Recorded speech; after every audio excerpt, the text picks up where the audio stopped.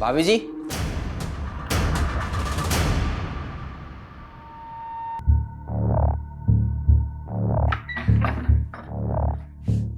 अमन भैया, आप कब आए? अभी कुछ देर पहले। मैं ड्रैगन हूँ, मैं सबको खा जाऊंगा। मुझे सिर्फ छोटू की हंसी रोक सकती है, नहीं तो मैं अमर हूँ। और जैसे जैसे छोटू की हंसी बढ़ती जाएगी, वैसे वैसे मेरी शक्ति कम हो जाएगी।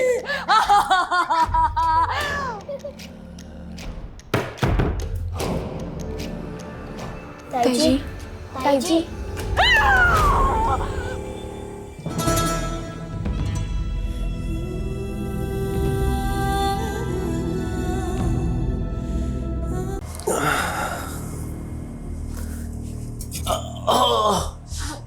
क्या हुआ? कुछ नहीं, पीठ में दर्द हो रहा है। आप लेटिए, मैं बाम लेकर आती हूँ।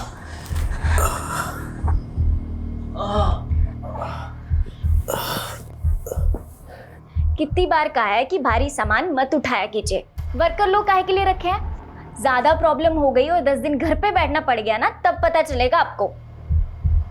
समझाइए अपने पापा को, थोड़ा आराम मिला।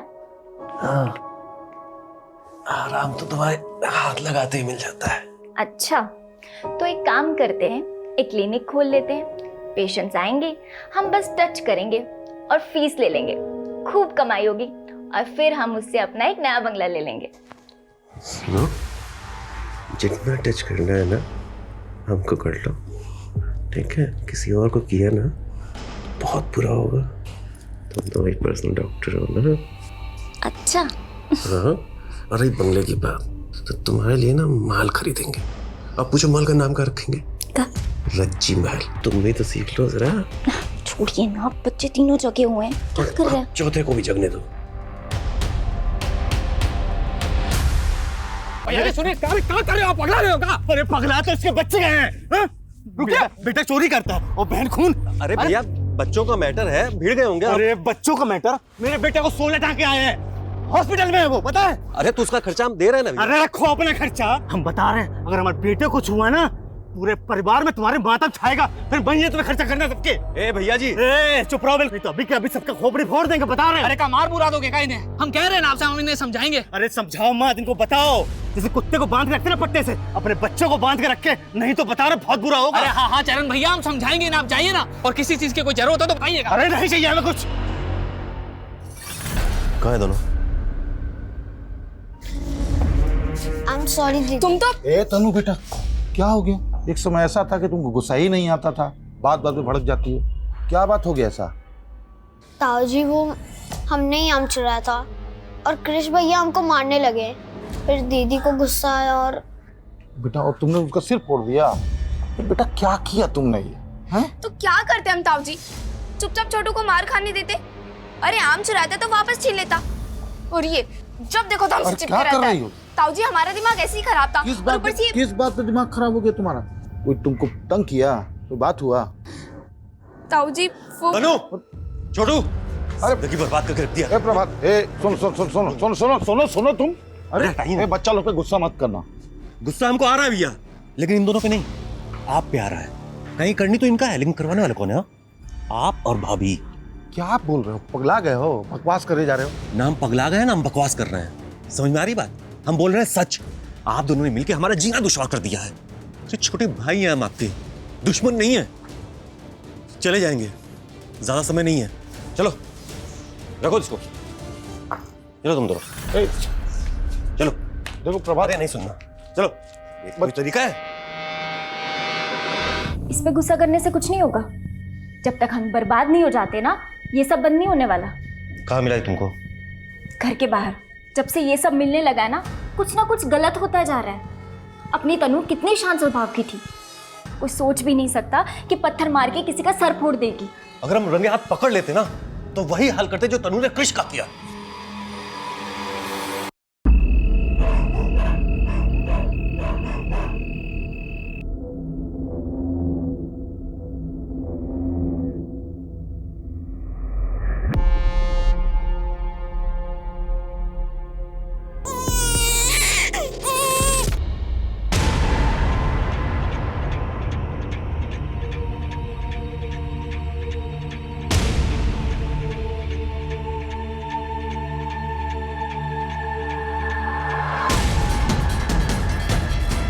सर ये पूरे क्राइम सीन को सील कर दो, फॉरेंसिक टीम को बुलाओ, मुझे पूरी की पूरी डिटेल चाहिए। आपके रिश्तेदार थी वो? हाँ सर, हमारे छोटे भाई की पत्नी सर। लगता है उनको किसी ने नींद में ही मार दिया है, और उस बच्चे को भी। लेकिन अभी कल ही तो प्रभात भैया घर आए थे। आप? हाँ, हमारी पत्नी है सर। सर हमको अपने भाई प्रभात का और 2 छोटा बच्चे का चिंता हो रहा है सर, वो पता नहीं कहाँ गया। आप कुछ कह रही थी कि प्रभात कल रात को घर आया था? हाँ हाँ सर। क्यों? सर वो लोग यहाँ से शिफ्ट होकर जमशेदपुर जाने वाले थे, बस आखिरी बार इसलिए मिलने आया था सर वो। प्रभात, अपना भाभी से इज्जत से बात करो, समझे? इज्जत पाने के लिए ना इज्जत पाने लायक काम भी करना पड़ता है, गिनना आती है आप लोगों से। खैर जा रहे हैं शहर छोड़ के, कल जो करते मेरे करिए। तो उसके बाद आप लोगों की कोई बात नहीं हुई? नहीं सर।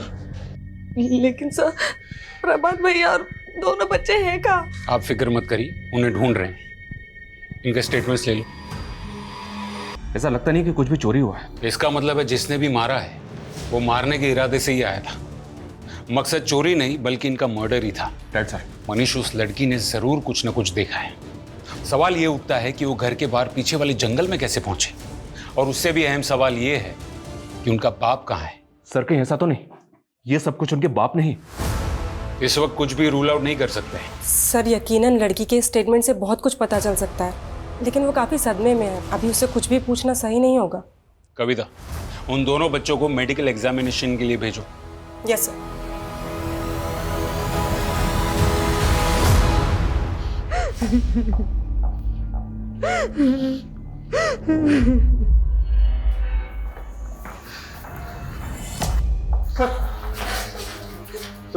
सर क्या बोले डॉक्टर?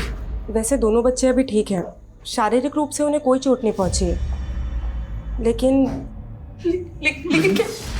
तन्नू के दिमाग पर असर पड़ा है, शायद उसने कुछ देखा है, लेकिन क्या ये वही बता सकती है। देखो, तुम्हें कोई कुछ नहीं करेगा, तुम बस बता दो कि तुमने क्या देखा।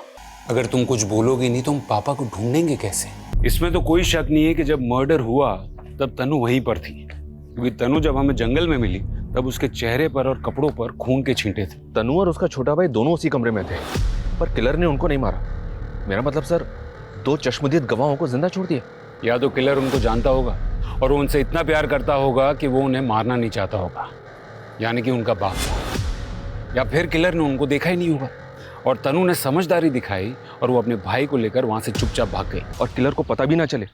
ये बात समझ में नहीं आ रही। सर प्रभात और रज्जी का फोन मिला है घर पे, हमने दोनों फोन फॉरेंसिक और साइबर वालों को दे दिया। तन्नू के लिए काउंसलर का इंतजाम हो गया? यस सर, कल से सेशन स्टार्ट हो जाएगा। सर वो लड़की पागल हो गई है, मैं नहीं। और आप ऐसा सोच भी कह सकते हैं? तुमने उनको धमकी नहीं दी थी? हम बता रहे हैं, अगर हमारे बेटे को कुछ हुआ ना, पूरे परिवार में तुम्हारे मातम छाएगा। एक बाप अपने बेटे को खून देखेगा ना तो गुस्सा तो आएगा ना। और उसी गुस्से में तुमने उसी तरह से उसकी माँ और उसके भाई का सर फोड़ दिया। सर आप फिर से वही बात कर रहे हैं। जब से मेरे बेटे का सर फटा है ना सर, मैं उसके पास ही हूँ, उसको छोड़ के कहीं नहीं गया हूँ। शहर छोड़ के कहीं मत जाना, और जब भी बुलाया जाए पुलिस स्टेशन आ जाना। सर प्रभात एक ग्रोसरी शॉप चलाता था मार्केट एरिया में, आमदनी ठीक ठाक थी। उसको आखिरी बार सुबोध के घर से निकलते देखा गया था। ये प्रभात और सुबोध के बीच में बनती थी? कुछ टाइम पहले तक दोनों फैमिली साथ में रहती, फिर रज्जी ने एक बच्चे को जन्म दिया, फैमिली बढ़ गई तो प्रभात अपनी पत्नी के साथ किसी अलग जगह पे शिफ्ट हो गया। तो पैसों का या पुश्तैनी जायदाद का कोई बंटवारा? नहीं सर, किसी पुश्तैनी जायदाद का कोई बंटवारा नहीं। सुबोध राजकीय विद्यालय में टीचिंग करता है और प्रभात के दोनों बच्चे उसी स्कूल में पढ़ते हैं। और दोनों की पत्नियां? रज्जी हाउसवाइफ थी सर। सबका कहना है कि वो अपने पति से बहुत प्यार करती थी। और सुबोध की पत्नी करुणा आयुर्वेदिक नुस्खे बेचती है और बनाती है, मोस्टली शौकिया तौर पर। दोनों के आपस में कोई अनबन नहीं थी। कुछ समझ में नहीं आ रहा है। सिर्फ चरण है जिसके पास ये मर्डर्स का मोटिव है, लेकिन उसका रिकॉर्ड भी एकदम क्लियर है, वो घर में ही था। जब तक ये प्रभात नहीं मिल जाता तब तक हम अंधेरे में रहेंगे। ये हो गई तुम्हारे लिए दवाई तैयार। लो लो, पियो पियो पियो पियो पियो पियो पियो, शाबाश। लो और पियो। ये इसे नहीं, तुझे पीना चाहिए। अरे अमन, तू कब आया? जब तू अपनी बेचारी का रोना रो रहा था। मैं कोई रोना नहीं रो रहा हूँ, मैं अपनी जिंदगी में बहुत खुश हूँ, अपनी खुशबू के साथ। देख रहा हूँ मैं कितना खुश है तू। शादी करके घर बसाना चाहता था, सुंदर सुशील पत्नी चाहिए थी तुझे, और ससुराल वालों ने पकड़ा दिया ये डैमेज पीस। ए, तमीज में रहो, समझे? मेरे तमीज में रहने से क्या तेरी किस्मत बदल जाएगी? मुझे देख, नो रिस्पॉन्सिबिलिटी, नो बंदिश। सुबह से लेकर शाम तक ऐश करता हूँ और रात को डबल ऐश करता हूँ। देख अमन, जब तक तुझे बर्दाश्त कर रहा हूँ, किसी दिन मेरा दिमाग घूम गया ना। तुम में से अमन कौन है? जी मैं हूँ। क्या हुआ? तुमसे कुछ बात करनी है। मैम, एक भी महीना ऐसा नहीं था कभी मेरी तनख्वाह देरी हुई हो। अच्छे इंसान थे। मतलब हैं, अच्छे इंसान हैं। उनकी किसी से कोई दुश्मनी थी? सवाल ही पैदा नहीं होता मैडम। उसकी वाइफ को कितने अच्छे से जानते हो तुम? मैं मिला हूँ, 3-4 बार उनसे मिला हूँ। प्रभात भाई अपनी बीवी से बहुत प्यार करते थे। मेरे घर पे देना है। तुम्हारी भाभी का जन्मदिन है ना, उसके लिए साड़ी है। उसको तोहफा देने के बाद उसके चेहरे पे जो खुशी होती है ना, उसको देखने का मजा ही कुछ और है अमन बाबू। ठीक है, जरूरत पड़ेगी तो थाने बुलाएंगे। ठीक है।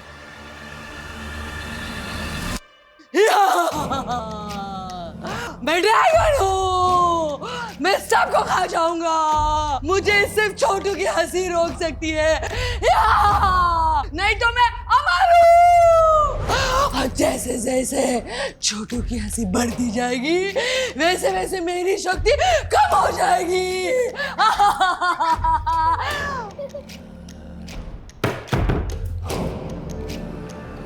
ताई जी, ताई जी।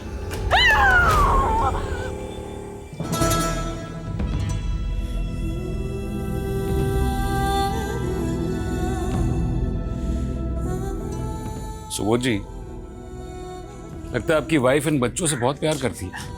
हाँ सर, करुणा के अलावा इन बच्चा लोग को इतना जल्दी कोई भी ठीक नहीं कर सकता था। इसका जान बसता था बच्चों में।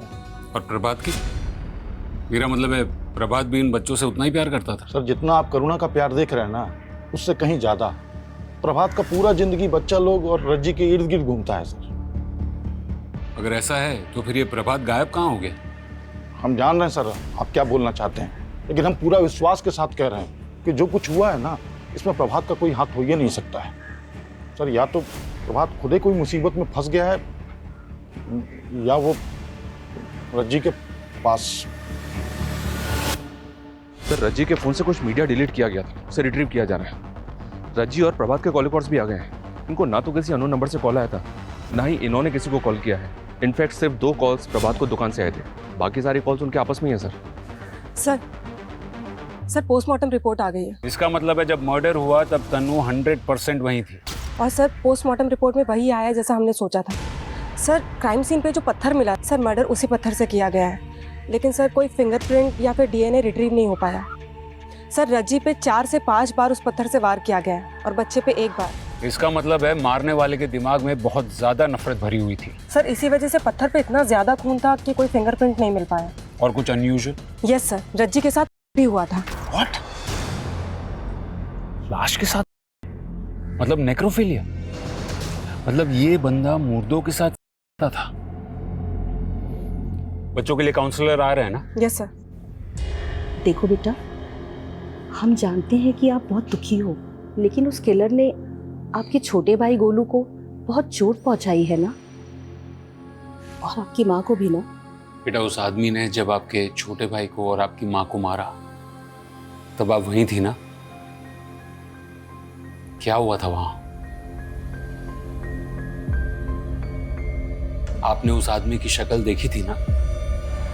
सर, मैं समझती हूँ आपके लिए जानकारी बहुत जरूरी है।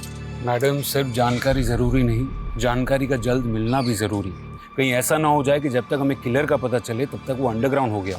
आई अंडरस्टैंड सर, पर तनु अब तक सारी बातें बताने के लिए पूरी तरह से तैयार नहीं है।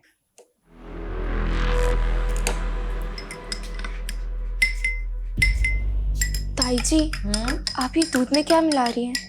बेटा, ये जड़ी बूटी है ताकि तुम दोनों को अच्छे से नींद आए और खासकर तुम्हें बुरे सपने ना आए। ताई जी, हमको बहुत डर लगता है। इसीलिए तो दवाई दे रही हूँ, सारा डर खत्म हो जाएगा। अब चलो चलो बेटो, यहाँ पे चलो। गुड गर्ल, ये लो, और पूरा खत्म करना है, ठीक है ना? पियो पियो पियो। Good boy.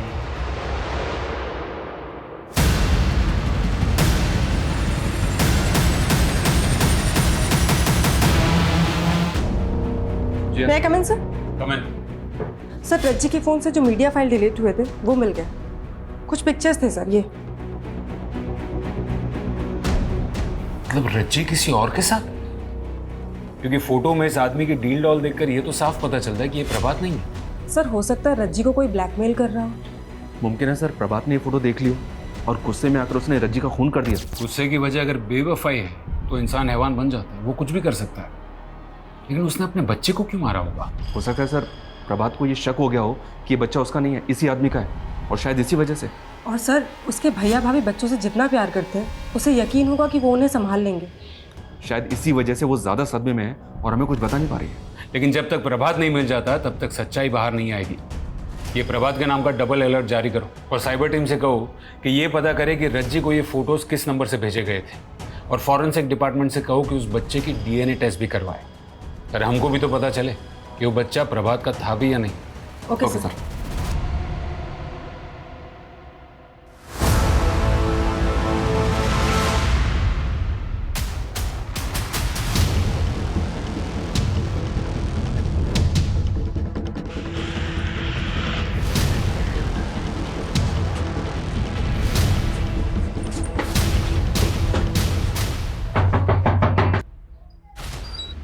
अमन कहाँ है? समीर कौन है? चल अरे अरे सर मैंने क्या किया सर? अभी थोड़ी देर में तो खुद बताएगा कि तूने क्या किया है। सर पर हुआ क्या? सर सर सर तूने रज्जी को फोटो भेजे थे ना? सर मैंने नहीं भेजे, हो सकता है मेरे फोन से किसी और ने भेज दिया। तूने रज्जी को फोटो भेजे थे कि नहीं? सर मैंने भेजे थे। वो प्रभात भैया ने एक बार मुझे अपने घर भेजा था किसी काम के लिए। भाभी जी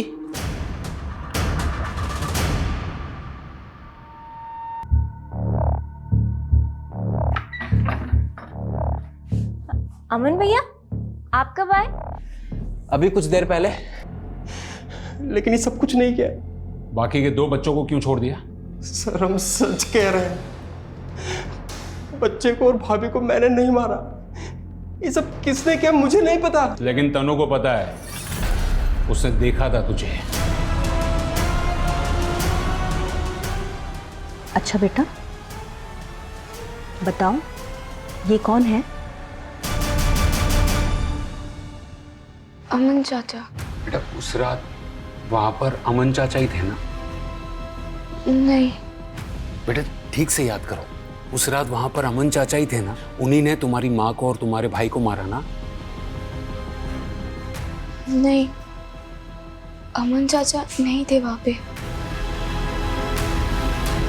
सर अमन का कहना है कि प्रभात को उसके और रज्जी के बारे में कुछ पता नहीं था। जाहिर है, क्योंकि अगर प्रभात को पता चला होता और उसी वजह से उसने रज्जी को मारा होता तो वो अमन को भी नहीं छोड़ता। गोलू प्रभात का ही बेटा था, तनु और छोटू का सगा भाई।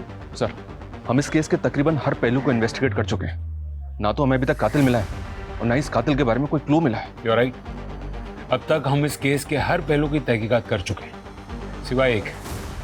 शुरू से हम सुनते आ रहे हैं कि प्रभात और रज्जी जमशेदपुर शिफ्ट हो रहे हैं। कहीं ऐसा तो नहीं है कि इस वारदात की जड़ें वहीं से उगी हों?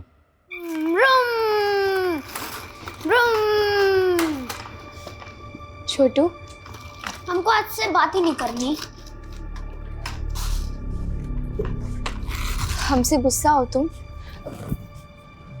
देखो हमें तुम्हारी फिक्र है ना, इसलिए हम कभी कभी तुम पर गुस्सा करते हैं। कभी कभी तो आपसे डर भी लगता है। तुम्हें कुछ नहीं हो, इसलिए तो हम तुम्हें कभी अपनी आंखों से दूर होने नहीं देना चाहते ना। अच्छा सॉरी, कान पकड़ के सॉरी। मम्मी पापा तो छोड़ के चले गए, अगर आप भी ऐसा करोगे तो। सॉरी बोला ना, अब आजा जल्दी से। ये अब से हम लोग हमेशा साथ रहेंगे, खुश रहेंगे। हाँ दीदी, पर रहेंगे कहाँ? मैडम हम प्रभात को 20 सालों से जानते थे, वो बहुत अच्छा आदमी था। उनकी किसी से कोई दुश्मनी? सवाल ही नहीं उठता मैडम, लेकिन वो कहते हैं ना घर का भेद ही लंका ढाए। क्या मतलब? मतलब उनके भैया और भाभी उनके दुश्मन बने बैठे थे। लेकिन हमें तो पता है कि भैया भाभी दोनों बच्चों से बहुत प्यार करते थे। मैडम हम कहाँ मना कर रहे हैं इस बात से, लेकिन ज़रूरत से ज़्यादा प्यार भी जहर बन जाता है। करुणा भाभी प्रभात को अपने बच्चे की तरह समझती थी, रज्जी को भी फूलों की तरह रखती थी करुणा भाभी। लेकिन फिर तन्नू के जन्म के बाद करुणा भाभी ने बच्चे की सारी जिम्मेदारी अपने सर पर ले ली। कभी कभी तो यही समझ नहीं आता था कि बच्चे की माँ रज्जी है या फिर करुणा भाभी। बस यही बात रज्जी को खलने लग गई। हमें पता है कि जब प्रभात ने अलग होने की बात की थी तो दोनों भाइयों में काफ़ी कहासुनी हुई थी। जी बिल्कुल मैडम। करुणा भाभी की तबीयत फिर बिगड़ने लग गई, उन्हें दौरे से पड़ने लग गए। सुबोध भैया ने उनका इलाज कहाँ कहाँ नहीं करवाया।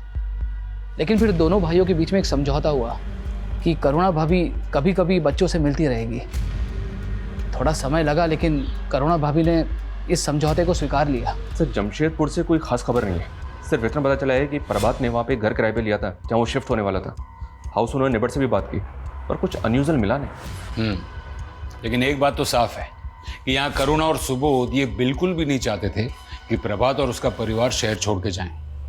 करुणा जी, सुना है वो अपनी ममता में इतनी बेकाबू हो गई थी कि प्रभात और उसका परिवार शहर छोड़कर न जाए, इसलिए आपने टोने टोटके का सहारा लेना शुरू कर दिया था। देखिए, जितना जल्दी सच बोलेंगे ना उतना बेहतर रहेगा तुम दोनों के लिए। सर, हम अपना करुणा को टूटते हुए नहीं देख सकते थे सर। इसमें हमारा जान बसता है, और अगर ये मां नहीं बन सकती है तो इसमें इसका क्या गलती है सर? और क्या किया है इसने? बस बच्चा लोगों को प्यार किया है ना सर। आप बताइए, बच्चा लोगों को प्यार करना कोई कानूनी जुर्म होता है क्या? और सर, बात सिर्फ उनके यहाँ जाने की नहीं थी। मैंने सोचा कि अगर मैं काला जादू करूंगी तो वो थोड़ी ठीक हो जाएगी। आखिरी बार जब प्रभात तुमसे मिलने आया तब तुम्हारी उससे लड़ाई हुई थी? नहीं सर, हम अपना भाई से कभी लड़ ही नहीं सकते थे। वो तो थोड़ा कहासुनी हो गया था। प्रभात, अपना भाभी से इज्जत से बात करो, समझे? इज्जत पाने के लिए ना इज्जत पाने लायक काम भी करना पड़ता है। वो सब भूल गया था सर, वो सब कुछ भूल गया था जो हम उसके लिए किए थे। वो बस हमसे पीछा छुड़ाना चाहता था, और इसीलिए तुमने उसकी जान ली। उन दोनों बच्चों को छोड़ दिया जिससे तुम्हारी पत्नी को लगाव था, लेकिन उस मासूम बच्चे की जान ले ली जिसे रज्जी ने अपने करीब रखा था। और फिर अपने बदले की आग में तुमने रज्जी की लाश के साथ भी। क्या बोल रहे हैं सर आप? कितना घिनौना इल्जाम लगा रहे हैं। सर कैसी बातें कर रहे हैं आप? सर हमने ऐसा कुछ नहीं किया, मैं कह रही हूँ ना, हमने कुछ नहीं किया है सर, कुछ नहीं किया। इनके खिलाफ हमारे पास कोई सबूत नहीं है। सर तनु इनके ही घर में रह रही है, कहीं ऐसा तो नहीं कि इनके डर से वो कुछ नहीं कर रही है? अनीश, वो उनकी गाड़ी में, सिर्फ शक के बिना पर हम कोई कदम नहीं उठा सकते। फिर भी उन पर 24 घंटे नजर रखो। कमाल है, हर कोई ऐसा कह रहा है कि हत्याकांड के कुछ दिनों पहले से ही तनु अजीब बिहेव कर रही थी। वो अपने छोटे भाई के लिए वो क्रिश पर जानलेवा हमला भी कर दिया। आखिर एक 10 साल की बच्ची में इतना अग्रेशन किस बात का? अरे वाह तन्नू बेटा, आज तो आपके चेहरे पे न गुस्सा है न डर। अच्छा एक बात बताओ, दुनिया में आप सबसे ज्यादा किससे प्यार करते हो? छोटू से। छोटू से? वो है ही इतना प्यारा, तभी तो आप छोटू को सबसे बचाते ही रहती हो, है ना? उस दिन भी आपने छोटू को बचाने की कोशिश की ना, इसीलिए आपने पत्थर से कृष का सर फोड़ दिया ना। इसका मतलब कोई भी छोटू को अगर तकलीफ देने की कोशिश करेगा तो मैं उसका सिर फोड़ दूंगी। सर तन्नू का केस थोड़ा पेचीदा है। उसे अपनी माँ की मौत देखने का, अपने भाई की मौत देखने का, अपने बाप के लापता होने का दुख तो जरूर होगा, पर उससे भी ज्यादा सदमा उसे छोटू को कुछ हो जाने के डर का है। इसका मतलब है कुछ ऐसा हुआ होगा जिसे तनु को लगे कि छोटू को खतरा है। वो छोटू को लेके अब भी इतनी पॉजिटिव है कि किसी को भी उसके करीब जल्दी जाने ही नहीं देती। जिस खतरे से तनु अपने भाई को बचाना चाहती है, क्या वो खतरा उसकी माँ और भाई की मौत से जुड़ा हुआ है या फिर उसके डर की वजह कुछ और ही है? और क्या ये खतरा अब भी कायम है? ये अब क्या बना रहे हो दीदी? ये रज्जी महल है, ये पापा ने हमारे लिए बनाया। यहाँ आंगन में होगा झूला, और फिर यहाँ से ऊपर जाने के लिए हमारे कमरे में होगी सीढ़ी, और हमारे कमरे में होगा एक गद्देदार बेड जिसमें तुम खूब उछलोगे, है ना? हाँ। माँ पापा भी वहाँ होंगे? क्या वो हमारा इंतजार कर रहे हैं? माँ तो नहीं, लेकिन पापा जरूर होंगे वहाँ पे। सब प्रभात की मौत हुई 12 दिन पहले और उसकी डेड बॉडी मिली है अभी 2 दिन पहले। पोस्टमार्टम में मौत की वजह? सर पे चोट। मतलब वैसे ही जैसे रज्जी और उसके बच्चे को मारा, लेकिन मर्डर के लोकेशंस अलग अलग हैं। जिस जंगल में प्रभात की लाश मिली, हो सकता है किलर ने प्रभात को उसी जंगल में मारा, वहाँ डंप किया और फिर प्रभात के घर चला गया। इसका मतलब है मनीष कि वो दोनों बचे हुए बच्चों को भी मारने की कोशिश करेगा। हमें तनु के बारे में और जानकारी निकालनी होगी। उसकी मानसिक स्थिति इस वारदात के पहले कैसी थी, उसका बिहेवियर, उसके दोस्त, सब कुछ। सर पूछताछ में पता चला है कि सुबोध ने स्कूल जाना शुरू कर दिया, जबकि हमें अभी ही प्रभात की डेड बॉडी मिली है। तनु की तो स्कूल में सबसे अच्छे स्टूडेंट्स में गिनती होती थी सर, और स्कूल के सारे स्टाफ को बड़ा दुख हुआ था ये सब जानकर। अच्छा, इस घटना से पहले तनु के साथ कोई हादसा हुआ था क्या? मेरा मतलब है कुछ ऐसा जिससे वो डर गई थी। नहीं सर, तनु के साथ तो ऐसा कुछ भी नहीं हुआ था। हाँ, लेकिन छोटू के दोस्त के साथ एक दुर्घटना जरूर हुई थी। क्या हुआ था? छोटू के दोस्त को सांप ने काट लिया था और बेचारे की डेथ हो गई थी। नाम क्या था उसका? रोहन। तनु, छोटू, सुनिए, आपने तनु और छोटू को देखा क्या? क्यों, क्या हुआ? पता नहीं कहाँ चले गए।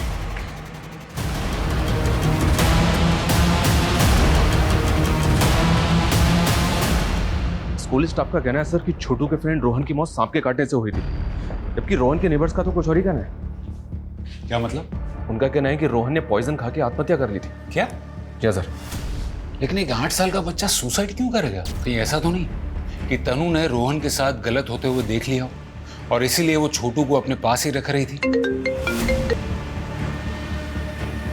हाँ बोलिए। हेलो सर, हमारे बच्चे कहीं नहीं मिल रहे सर, हमने हर जगह ढूंढ लिए, कहीं नहीं मिल रहे सर, आप प्लीज हमारे बच्चे को ढूंढ लीजिए। मॉलेस्टेशन? सर मैं यकीन के साथ तो नहीं कह सकती, लेकिन एक आदमी को देखा गया है स्कूल में जो अक्सर बच्चों के काफी करीब रहता था। बस दीदी, अब नहीं पीना। बेटा थोड़ा और पी लो। नहीं आंटी। बेटा ऐसे किसी को बिना बताए कहीं चले जाना ये गलत है ना? कहाँ जा रहे थे? रज्जी महल जा रहे थे हम लोग। रज्जी महल? ये कहाँ है? अंकल, पापा ने जमशेदपुर में हमारे लिए घर बनाया है, उसका नाम उन्होंने रज्जी महल रखा है। हम वहीं जा रहे थे ताकि मेरे छोटू को कुछ ना हो।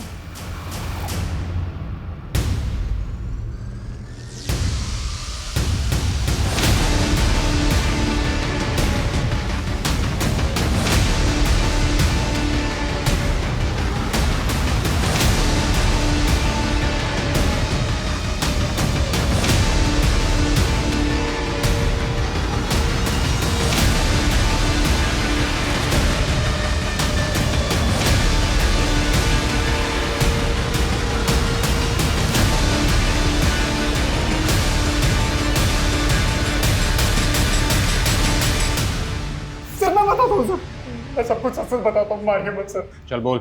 सर मैं स्कूल की कैंटीन में चीजें सप्लाई करता हूँ, बस मेरी एक ही गंदी आदत है सर, उसी में फंस जाता हूँ सर। सर ऐसे ही एक दिन मुझे रोहन मिल गया और रोहन ने तो आत्महत्या कर ली, लेकिन तुझे डर था कि तन्नू कहीं तेरा राज ना खोले, इसलिए सबसे पहले तूने प्रभात को मारा और फिर उसके घर गया उसके पूरे परिवार को मारने के लिए। सर मैं मानता हूँ कि मैं गंदा आदमी हूँ, पर सर मैं कातिल नहीं हूँ सर, मेरे यकीन मानिए सर। अच्छा बेटा बताओ, आपने उसका चेहरा देखा था? कौन था वो? बताओ बेटा, कौन था वो? क्या वो धर्म मामा थे या कोई और? मुझे इसी बात का डर था। तन्नू का दिमाग उस हादसे की याद को दबाने की कोशिश कर रहा है। अगर वो कह रही है कि उसे कुछ याद नहीं, तो वो झूठ नहीं बोल रही, बल्कि उसका दिमाग उसके साथ खेल रहा है। उसका ब्रेन उसे ये सोचने पे मजबूर कर रहा है कि छोटू की जिंदगी की सलामती ही उसके लिए सबसे ज्यादा जरूरी है। हमें उसे थोड़ा और वक्त देना चाहिए। अमन, सुबोध और धर्म, ये हमारे 3 सस्पेक्ट्स हैं। अमन और धर्म सेक्सुअल ऑफेंडर्स की लिस्ट में आते हैं और वो हमारी हिरासत में। अमन और धर्म ने बाकी सारी चीजों को मान लिया है, लेकिन ट्रिपल मर्डर से साफ इनकार कर दिया है। फॉरेंसिक भी धर्म के फेवर में है, किसी ने भी उसे प्रभात के घर आते जाते देखा नहीं है, यहाँ तक कि उसकी फोन की लोकेशन भी वहाँ की नहीं है। ये रैंडम किलिंग भी नहीं हो सकती सर, क्योंकि प्रभात को उसके घर में नहीं मारा गया। इसका मतलब साफ है, प्रभात को मारने वाला उसको और उसकी फैमिली को अच्छी तरह से जानता था। बिल्कुल, उसने पहले प्रभात को मारा होगा और फिर वो उसके घर गया होगा। रात का वक्त था, इसलिए जाहिर है सब लोग सो रहे होंगे। और इसलिए वो दीवार फांद कर कुंडी तोड़कर घर में घुसा होगा। उसे कहीं विश्वास था कि तनु और छोटू कुछ नहीं बता पाएंगे, इसलिए रज्जी और छोटे बच्चे को मारने के बाद वो उन दोनों के पीछे भागा नहीं, ना ही उन्हें ढूंढने की कोशिश की, बल्कि मरी हुई रज्जी करने लगा। ये ट्रिपल मर्डर को अंजाम देने वाला घर में सिर्फ और सिर्फ अपने दिमाग के फितूर को शांत करने आया था। अपने नेटवर्क को और भी ज्यादा एक्टिवेट करो, खबरियों की मदद लो और ये जानने की कोशिश करो कि उनकी फैमिली में दूर दूर तक ऐसा कोई रिश्तेदार है जिसकी सेक्सुअल दरिंदगी की हिस्ट्री हो। Okay sir. Okay sir.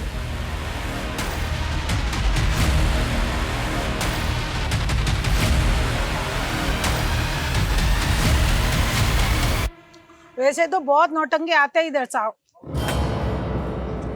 पर एक बेवड़ी ने ना हमारी नाक में दम कर रखा था।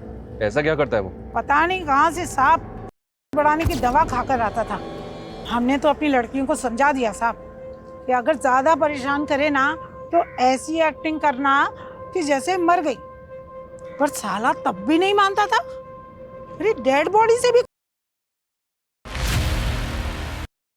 पागल है साला। इस लीड पे काम करो, हो सकता है कि इसका कोई रिश्ता हो इस ट्रिपल मर्डर से। यस सर, हमने हर कोठे पे अपने आदमी प्लेस कर दिया, वहां के लोगों को भी कह दिया है कि जैसे ही वो आए हमें इशारा कर दें।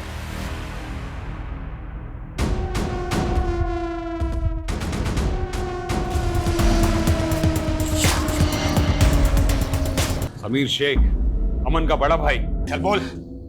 मैं उसे हर हाल में पाना चाहता था, भले ही एक रात के लिए सही, लेकिन वो लोग शहर छोड़ के जाने वाले थे तो मैंने भी उम्मीद छोड़ दी थी। फिर उस रात जब मैं अपने काम से वापस लौट रहा था, मैंने तो बस इसलिए मारा था ताकि वो बेहोश हो जाए और मुझे पहचान न सके। लेकिन वो तो मर गई, और वो बच्चा, उसकी आवाज मेरे कान में चुभ रही थी। इतनी हैवानियत, इतनी दरिंदगी।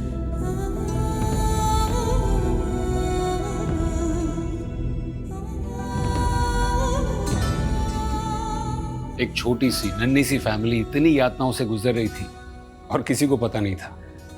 एक तरफ अमन रज्जी को ब्लैकमेल कर एक्सप्लॉइट कर रहा था, तो दूसरी तरफ तन्नू ने जब पता किया कि उसके छोटे भाई के दोस्त के साथ दुर्व्यवहार हो रहा था तो वो अपने भाई को बचाने की कोशिश में लग गई।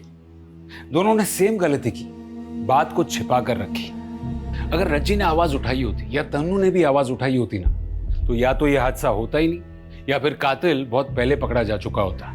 और रही बात समीर की, तो वो न सिर्फ अपनी की ताकत बढ़ाने की दवाइयों का डबल डोज ले रहा था, बल्कि अपनी पत्नी को गलत दवाइयां देकर एक जिंदा लाश बनाकर रख रहा था ताकि वो अपने इरादों को उसके साथ जी सके।